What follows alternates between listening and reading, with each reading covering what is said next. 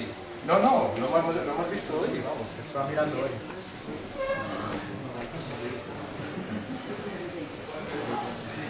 Vaya luz así. Que la tasa de investigador en este centro del Instituto Español de Oceanografía. Y bueno, lo primero es daros la bienvenida por venir a estas jornadas que se celebran cada año en estas fechas. Supongo que mis compañeros ya os han explicado algunas cosas, y una de las actividades que hacemos en estas jornadas pues son unas charlas cortas que hacemos ahora a las 5 de la tarde y unas más largas que se hacen hoy, por ejemplo, a las 7 en el acuario. Bien. La charla de las que voy a hablar hoy tiene como título 4 apuntes sobre el ecosistema oceánico, y este título viene dado porque era lo que nos cabía en el póster, pero en realidad el título real es Interpretando una gráfica. 4 apuntes sobre el funcionamiento del ecosistema oceánico.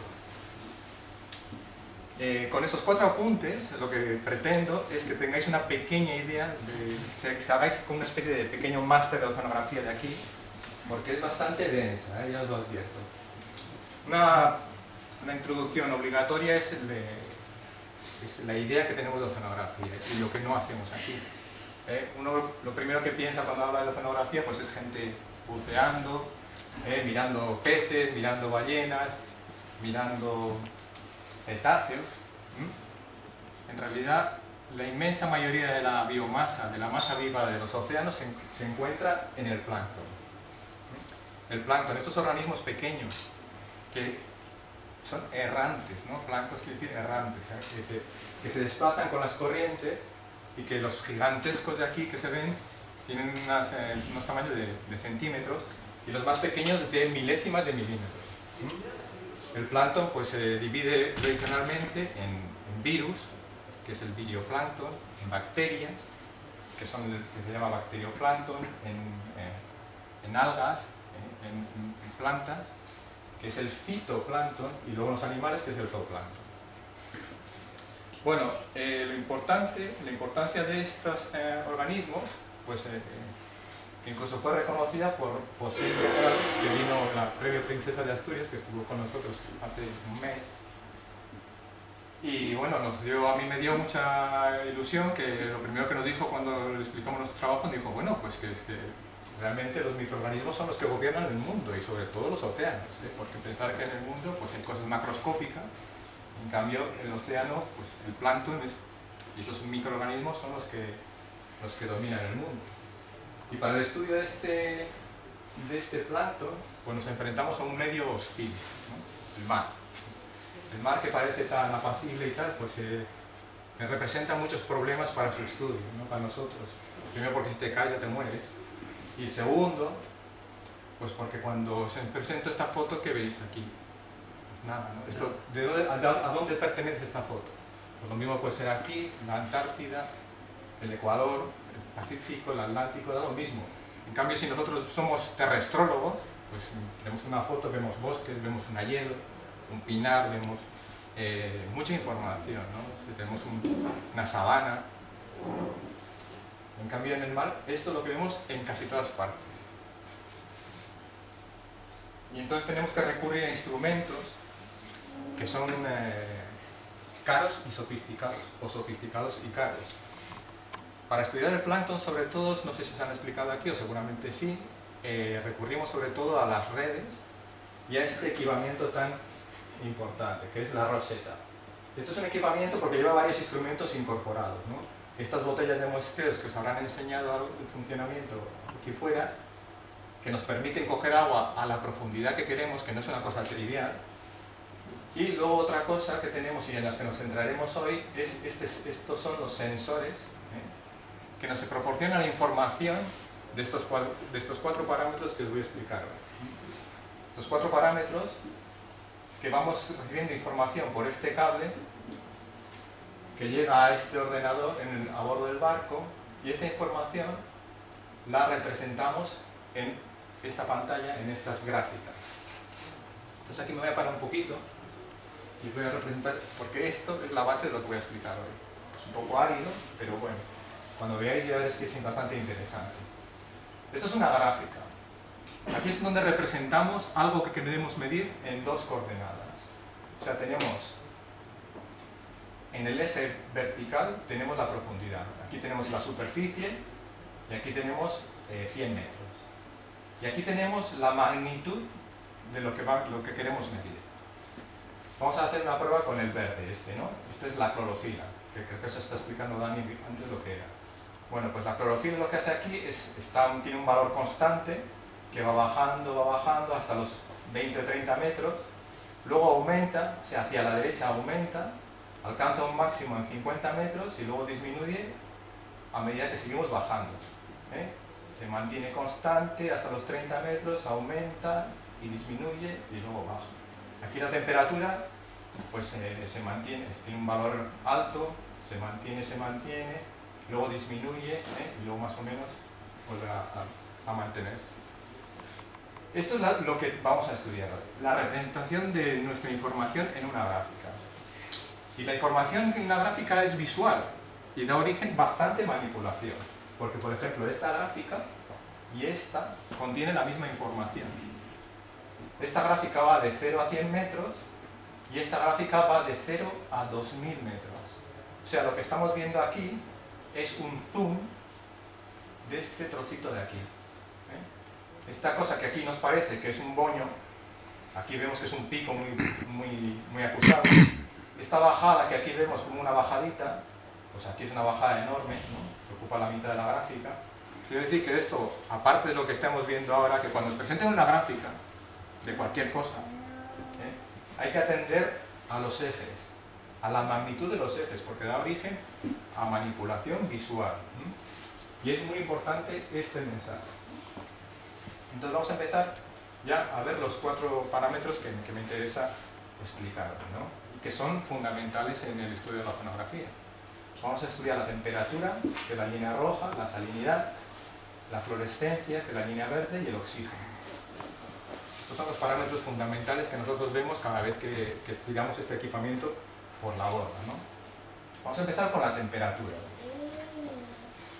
La temperatura, lo que vemos aquí tenemos el eje, que está, bueno, esto es una foto de lo que teníamos hecho en la pantalla. Tenemos unos 20 grados en superficie. Aumenta, disminuye, va disminuyendo poco a poco, llega hasta unos 12 grados a unos 100 metros de profundidad. Y luego ya disminuye más poco a poco, ¿no? Bien. La temperatura. ¿Qué factores afectan a que la temperatura sea a la temperatura en el océano? Bueno, pues no hay focos de calor ni de frío por debajo del océano. O sea, los factores que afectan a la temperatura vienen de la superficie. El sol, el viento, el frío. O sea, todos los factores vienen de superficie. Y en verano se calienta y en invierno se enfría. Lo que parece de perogrullo. Pero esto tiene unos efectos enormes en el mar, ¿no? Por ejemplo, el agua caliente es menos densa que el agua fría. Densidad, la cantidad de peso por unidad de volumen. La densidad es un parámetro fundamental porque aquí, por ejemplo, vemos que esta agua es diferente que esta, porque esta tiene 20 grados y esta tiene pues 12, ¿no? A 600 metros. Esta tiene 20. Esto quiere decir que este agua está estratificada. Palabra importantísima. Estratificado frente a mezclado. Mezclado es cuando todo es homogéneo, cuando todo es igual arriba, abajo, eso es mezclado. Y cuando está estratificado, cuando el agua está en capas, que una capa de arriba es diferente que la de abajo, está estratificado. Estos conceptos son fundamentales en oceanografía. Entonces, aquí lo que pasa en verano es que el agua se va calentando. El agua a medida que se calienta, es menos densa. Pesa menos por unidad de volumen. Entonces es como el aire caliente, sube. El agua fría en invierno, cuando se enfría, va cogiendo peso. Entonces se hunde. Y cuando se hunde, se mezcla. Es fundamental este cambio. Caliente en verano, estratificada. Fría en invierno, se mezcla. Aquí en invierno se mezcla durante 2 meses o 3 solo. El agua tiende a estar estratificada por la gravedad, ¿no? Entonces lo importante es eso, la densidad del agua. Esto es importante también porque la densidad quiere decir eso, peso partido por unidad de volumen. O sea que si el agua se calienta, O sea, tenemos 1 kilo de agua que nosotros calentamos, se expande. Esto es la expansión térmica del océano. Pensad que cuando se habla del cambio climático y el agua aumenta de temperatura, también se expande. Parte del incremento del nivel del mar se debe a esta expansión térmica del agua, ¿no? El agua se ocupa más con la misma cantidad. Luego tenemos también ahora los deshielos y tal que también aportan. Pero parte de ella, de este incremento del nivel del mar, es por la temperatura, ¿no? Ahora tenemos luego otros factores que son muy importantes porque afectan a la densidad, pues es la salinidad. Un agua más salina tiene más sal, pesa más que un agua dulce. Entonces, esta gráfica ya nos dice algo. Voy a apuntar solo 2 puntos. Aquí lo que se ve es que la salinidad es más baja en la superficie que un poquito más abajo.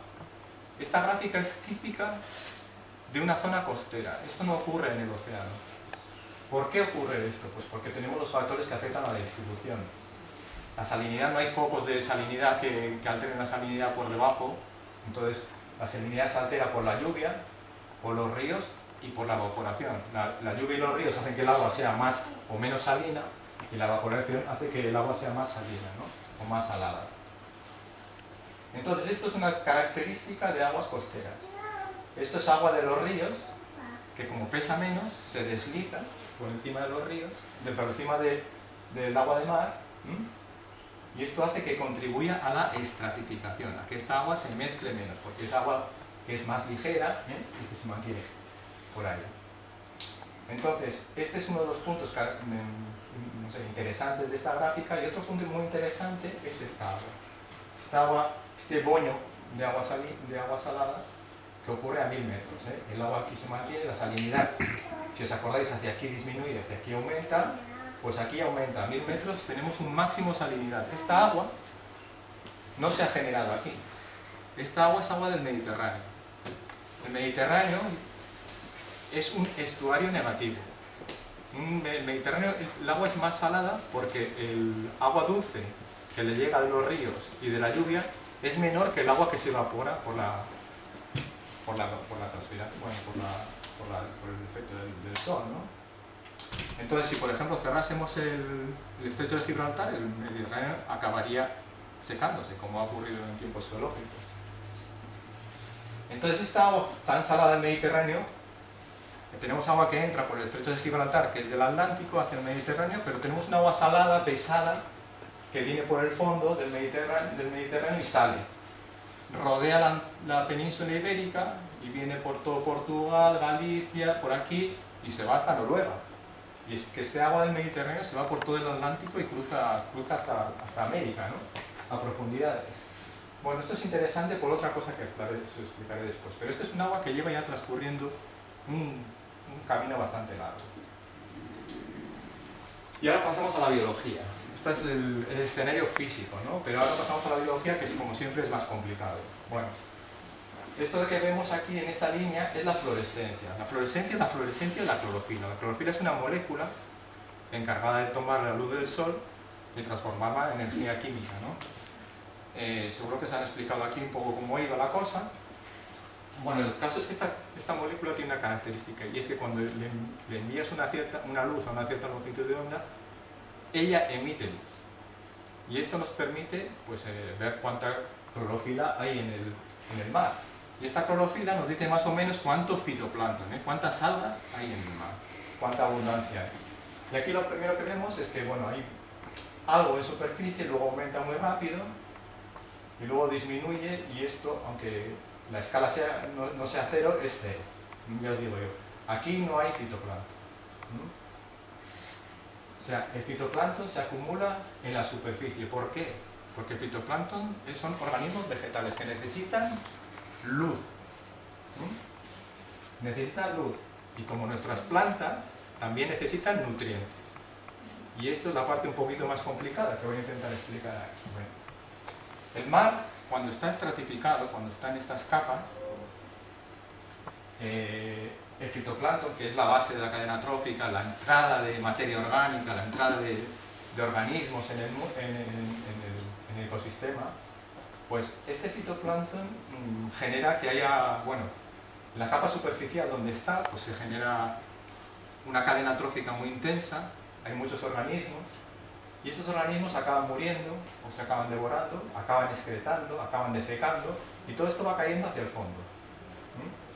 A medida que esto cae hacia el fondo, esto se va reprocesando, se va descomponiendo. Es como el compost de nuestras el pucho, todo esto que se forma, o sea, todo esto a partir de aquí está lleno de nutrientes que no se pueden aprovechar, o sea, está lleno de abono que no se puede aprovechar porque no hay luz. Entonces todo esto está lleno de nutrientes, de aquí hasta abajo está lleno de nutrientes. Pero donde hay luz, pues no hay nutrientes porque el fitoplancton los ha usado para crecer. Entonces, por ejemplo, esta es la imagen que tenemos de esta gráfica que ocurrió, bueno, antes no os he dicho, pero teníamos 20 grados, eso quiere decir que de temperatura. Esta imagen, o estas gráficas están sacadas de una campaña que hicimos el mes pasado, ¿sí? Y entonces ha pasado todo el verano, el agua se ha calentado, y aquí el agua, al calentar, si os acordáis, que se queda estratificada, y no se mezcla con lo de abajo, con lo que está rico en nutrientes.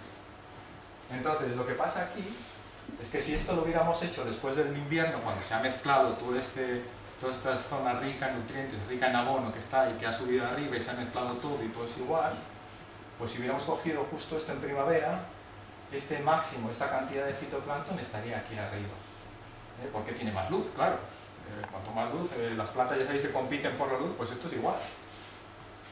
Lo que pasa es que aquí estaban, pues seguramente en marzo y en abril, y estas algas al comerse su propio abono, pues han ido buscando cada vez más abajo los nutrientes que están más abajo, y se los han ido comiendo. Aquí no hay nutrientes prácticamente, y aquí ya empieza a aumentar el fitoplancton porque hay nutrientes. Es complicado, pero bueno. A ver si tenemos Aquí no hay fitoplancton, no hay poco, porque no hay nutrientes, porque se lo han ido comiendo a lo largo del año, hasta ahora. Y aquí abajo tampoco hay porque no hay luz. O sea, de aquí para abajo no hay luz. Entonces aquí ya no puede crecer. ¿Vale? Entonces tenemos estos máximos de clorofila, de fitoplancton, que ocurren aquí. ¿Y qué ocurre con estos máximos? Pues que ¿qué hace el fitoplancton? Pues el fitoplancton fija CO2, hace la fotosíntesis, ¿no? Que escoge CO2, que viene de la atmósfera, y excreta, o produce oxígeno. Y esto, si lo vemos aquí, vemos la línea amarilla del oxígeno, ¿no? El oxígeno aquí comienza a aumentar justo donde empieza a aumentar el fitoplancton. Y esto es una cosa muy bonita, porque vemos que donde hay luz y hay fitoplancton, pues se produce este máximo de oxígeno. Pensar que la cantidad de oxígeno que produce el fitoplancton es la mitad de lo que se produce en todo el mundo, en toda la Tierra. O sea que este oxígeno que veis aquí no es moco de pavo. Es una cosa muy importante. Y entonces volvemos otra vez a la gráfica esta. Estos son los primeros 100 metros y estos son los 2000 metros que os estábamos explicando antes. Bueno, aquí tenemos el pico este del fitoplancton, del fitoplancton con su fotosíntesis que genera oxígeno, o sea, es bueno para nosotros. ¿Y qué pasa aquí abajo? Pues que de repente el oxígeno va disminuyendo. Ya os he dicho antes, pues que aquí en la parte de arriba es donde hay un festival de vida, y esto va cayendo hacia abajo. Y a medida que va cayendo hacia abajo, hay un montón de bichos ahí que están deseando que llegue eso. Y que respiran. O sea, necesitan oxígeno, van tomando oxígeno, y van respirando. Y van agotando el oxígeno. ¿Pero por qué se produce este máximo aquí? Pues como os he dicho antes, si os acordáis, esta es la salinidad. Esta agua viene desde el Mediterráneo. Viene desde el Mediterráneo a profundidad sin mezclarse con lo de arriba, y a esa agua le ha ido cayendo cosas, y los organismos que estaban ahí han ido respirando, han ido comiendo y han ido respirando y han ido agotando el oxígeno. Y tenemos este mínimo de oxígeno que se encuentra aquí, que es un agua antigua. O sea, las aguas antiguas que no se han mezclado con la superficie normalmente tienen menos oxígeno. Y pensar que las zonas estas cuando, por ejemplo, esta respiración que vemos aquí es muy importante. Esta respiración en gran parte se debe a bacterias y también a organismos, pero en mucha parte a bacterias. Y cuando hablamos de los problemas de una palabra que se llama eutrofización, que es que nosotros no echemos pues, los fosfatos en los detergentes, los fosfatos, que no echemos las depuradoras, que tiene el agua tiene que estar depurada. Eso quiere decir que no estamos echando abono al mar. Si no echamos abono al mar, no se produce este aumento de fitoplancton que se hunde y se descompone y produce estas zonas muertas que ya existen en ciertas zonas del mundo, ¿no? En el Golfo de México, en la zona en la zona donde no hay mezcla por abajo, hay zonas que están así, y ahora con el aumento de los fertilizantes y todo esto, pues se está pensando que están aumentando. Son las zonas que la gente les mantiene el ojo a la vista, ¿no? Bueno, y con esto más o menos quiero hacer un resumen de lo que he explicado, y es que las conclusiones es que el mar está estratificado en verano en nuestras latitudes, se mezcla un poco en invierno. El fitoplancton, que es la base de la cadena trófica, está en aguas superficiales y necesita luz y nutrientes. Y el fitoplancton toma CO2 pero genera oxígeno y consume nutrientes, lo que hace que la parte de arriba no tenga nutrientes. Pero a partir de debajo de 100 metros, cuando hay poca luz, es cuando la respiración domina y hay muchos nutrientes, ¿no? Y con esto ya os doy el máster en oceanografía que se me promete. Por último, pues eso, si queréis alguna pregunta, pero pensar que os he explicado un poco lo que ocurre en una dimensión, pero que el mar pues tiene todas esas corrientes. De todas formas, muchas gracias por vuestra atención y vuestra paciencia.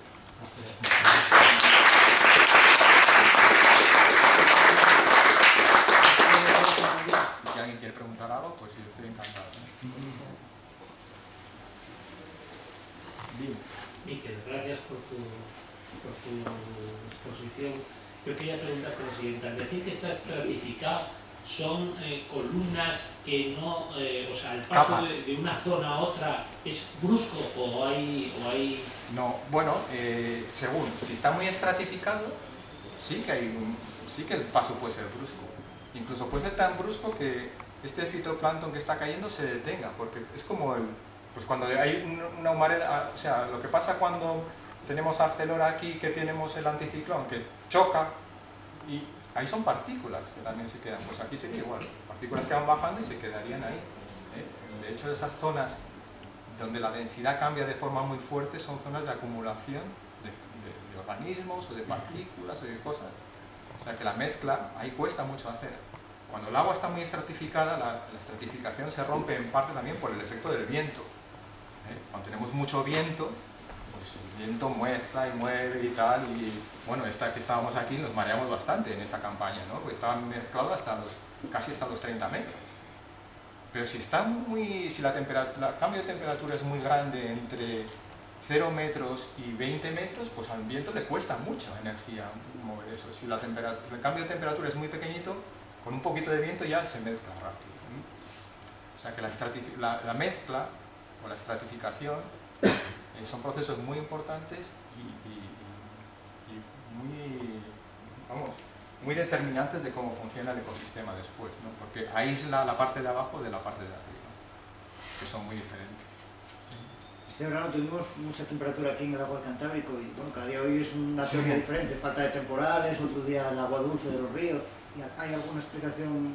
Bueno, tenemos una compañera de Santander, que es lo que os he dicho, ¿no? El agua de los ríos aquí es importante, pero el agua de los ríos de Francia es realmente la que determina un poco la salinidad en toda esta zona, ¿no? Y ella explicaba eso, que al tener esta agua que se había ido deslizando por encima, había provocado estratificación.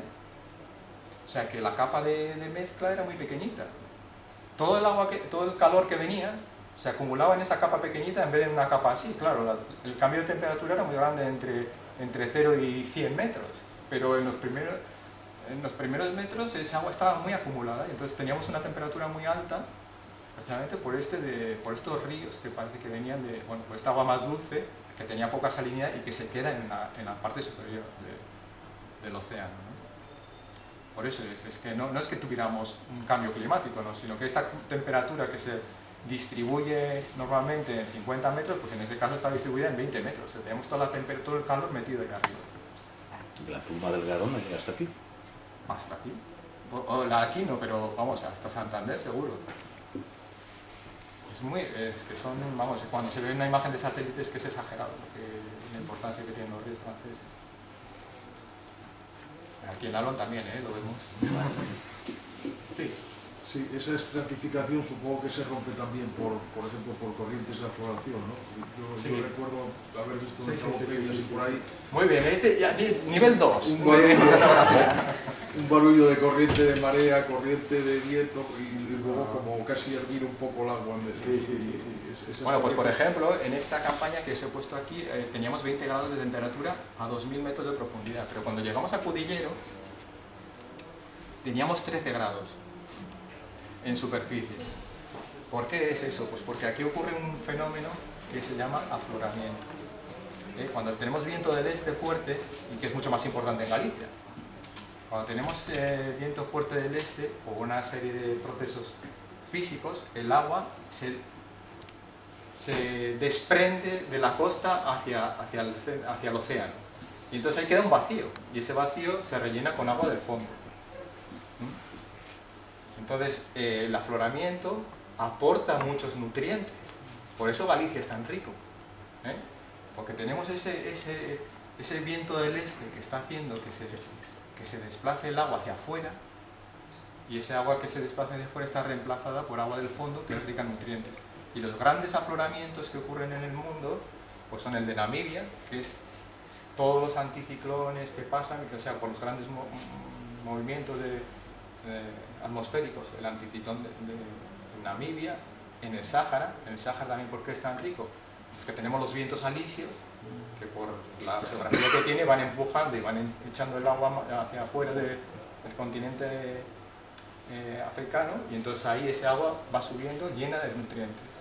En California, en Chile, son zonas especialmente marcadas de afloramientos y muy ricas en pesquería. ¿Se ha podido cuantificar la cantidad de agua que traspasa el Mediterráneo al Atlántico? No te podría decir, porque esto ya es... pero sí. Además es que tiene que hacen unos modelos muy complejos de la cantidad de sal que entra y la cantidad de sal que sale. Sí, está modificado. Allí hay una cantidad de boyas en el estrecho de Gibraltar impresionante. Y cambia a lo largo del Atlántico. Son para submarinos. Anda por un millón de metros cúbicos por segundo. Un millón de... Es más o menos... Hay un físico. El déficit de agua mediterránea, por el tema que te comenta a mí, que de la evaporación, equivale a una entrada por el Atlántico superficial de 1 millón de metros cúbicos por segundo aproximadamente.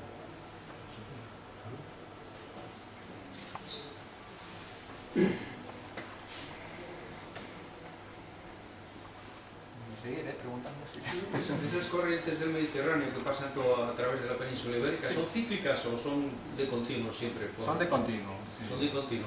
¿Y qué Sí, influencia pulsos, tiene esas corrientes en el clima, o es el clima el que tiene la influencia en la corriente? Es que va todo junto, pero bueno, estas corrientes tienen su influencia, porque esta agua del mar del Mediterráneo tiene mucha salinidad. Y esto... ¿estáis para aguantar 2 minutos más? Bueno,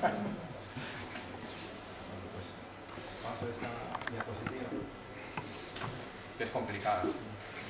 Pero bueno, esta es la circulación termolina. Estos son millones de kilómetros cúbicos de agua o de metros cúbicos de agua que se están moviendo continuamente en el mar. Entonces tenemos estas zonas que son muy especiales, pero sobre todo estas dos, que son muy especiales porque el agua se hunde, pero muchísima cantidad de agua se hunde. Y esta es agua caliente y salada que viene por aquí, y a medida que se va enfriando, al ser salada, la salinidad se queda ahí, pero al enfriarse, pues empieza a ganar peso, y se acaba hundiendo. Se acaba hundiendo aquí ya, porque aquí ya pesa tanto que se hunde. Bueno, pues el agua se hunde. Esta agua está muy rica en oxígeno, entonces esto hace que los fondos del océano sean ricos en oxígeno también, ¿no? O sea, os he dicho que el mar está más o menos estratificado, pero hay una parte importante que está mezclado, así a nivel general, ¿no? A escala de décadas o centenares de años, ¿no? Esto tarda muchos años en hacer este giro, ¿eh? Y aquí sale para arriba, y luego vuelve, es como una cinta que va yendo. Bueno, pues el agua mediterránea, y esto a lo mejor me corrige mi compañero, pero el agua mediterránea aquí tiene un efecto importante, porque cuando esta agua se hunde, se junta con el agua mediterránea, que es más salada. Entonces hace que se hunda todavía más. O sea, el agua mediterránea, a pesar de que se produce en 4 sitios pequeñitos aquí, en el Golfo de León y alrededor de Grecia, pues tiene su influencia en todo el clima. Porque si este conveyor belt se parase, pues ya sabéis que esto nos trae un montón de calor a Europa, es agua caliente de superficie que viene desde el trópico. Si este se parase, pues seguramente aquí tendríamos un frío de nariz. Esto hace que el clima, pues más o menos en Europa, sea mucho más caliente que en el este de América. Veía hace poco, bueno, no sé cuánto periódico, que esa circulación se estaba ralentizando. ¿Eso es así? Sí. Bueno, ¿Y es cíclica o de verdad me tenía... Realmente es muy complicado de medir esto, porque son tantos millones de metros, pero es de verdad que le tienen puesto el ojo. A ver, esto tiene varios ataques, ¿no? Primero el cambio, lo que estaba diciendo antes, ¿no? La temperatura hace que el mar esté más estratificado. Sí, la temperatura, los grandes mares estratificados están por aquí, y a partir de España ya empiezan a estar más mezclados, ¿no? O sea, cuanto más al ecuador, más estratificado, porque hay más calor, y cuanto más al polo, más mezclado. Aquí tenemos 9 meses o 10 meses estratificado, 2 meses mezclado. Bueno, pues ir cambiando esta proporción a medida que nos desplazamos hacia el ecuador, hacia los polos. Bueno, pues esto que hacemos aquí, bueno, esta agua, a medida que aumenta, o tenemos este aumento de temperatura por el cambio climático, pues esta agua esta proporción que tenemos aquí de 9 a 3, pues a lo mejor un día pasa a ser de 10 a 2. O sea, 2 meses de mezcla y 10 de estratificación. Y esto se va desplazando hacia el norte, ¿no? Y luego aquí tenemos otro problema, que es el deshielo. Groenlandia es una cosa inmensa que está deshelando. Y esta agua es agua dulce. Como os he dicho antes, esta agua dulce corre por encima, y esta agua que venía salada, pues se diluye y ya no pesa tanto. Entonces esto se está ralentizando también, ¿no? Entonces hay varios factores que hacen que realmente parece que la tendencia tendría que ser a que este conveyor belt, esta cinta transportadora, pues se vaya ralentizando. Pero hay muchas medidas, unos dicen que se acelera, otros, bueno, que se acelera no he oído a nadie, pero que esto puede ser una cosa cíclica, no se sabe muy bien, parece que en el pasado pues sí que han ocurrido cosas de estas. Por ejemplo, aquí había un momento en que hubo una especie de dique de hielo que se cayó y todo esta agua salió y tapó todo esto, ¿no? Se hace esta agua dulce y paró el conveyor belt. No se sabe cómo, que yo sepa, eso a lo mejor Paco me lo explica, pues esto poco a poco naturalmente se recuperó el mismo. Supongo que es por presión de agua de aquí o algo así, pero eso, que ha habido catástrofes a lo largo de la época geológica que se estudia, no pasa, ¿qué es lo que puede pasar en el futuro? Pues que esto se ha roto, ha salido todo el agua que estaba aquí acumulada y se ha parado el conveyor belt esta circulación. La corriente del Golfo es un elemento de esa circulación submarina. La corriente del Golfo es el rojo que viene por aquí. La corriente del Golfo viene por aquí, acaba en el mar de Báltico, y aquí se une frente a Noruega, y ahí se hunde. Valencia está en otro sitio, perdón,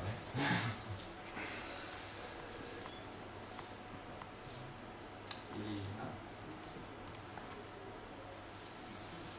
¿Algo más? ¿Alguna pregunta más? Bueno, pues muchas gracias otra vez por el apoyo.